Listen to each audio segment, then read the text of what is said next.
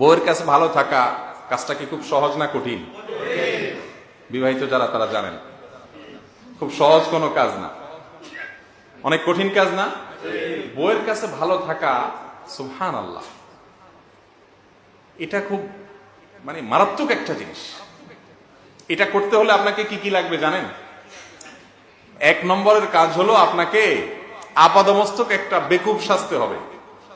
বাসায় যতক্ষণ থাকবেন কোনো পণ্ডিতই চলবে না, একদম আগা গোড়া সোজা সরল একটা বোকাশোকা মানুষ সাজবেন। পণ্ডিতি যা করার সব বাইরে করবেন, কারণ আপনার জান্নাতে যাওয়ার ঠেকা আছে না নেই? রবের কাছে সার্টিফিকেট দাখিল করতে হবে।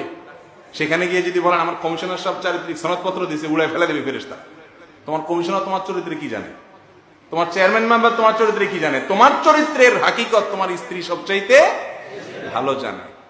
বাহিরে লম্বা লম্বা ওয়াজ আমি যেমন করতেছি, আপনাকে বসাই দিলে আপনিও পারবেন না, কিন্তু আপনার আমার আসল রূপ, মাথা গরম হওয়ার পর আমরা কি বলি, কি করি, আমাদের তখন চেহারা ছবি কি হয়, এই সব হকিকত যার কাছে পরিষ্কার দিনের আলোর মতো, তিনি হলেন কে? স্ত্রী। এই জন্য রাসূল করিম সাল্লাল্লাহু আলাইহি ওয়াসাল্লাম আপনার আমার সার্টিফিকেটের দায়ভার কার উপরে চাপাইছেন? খায়রুকুম খায়রুকুম লিআহলি, তোমাদের ভিতরে যে ব্যক্তি তার স্ত্রীর কাছে, পরিবারের কাছে ভালো, সে হবে তোমাদের মধ্যে সবচাইতে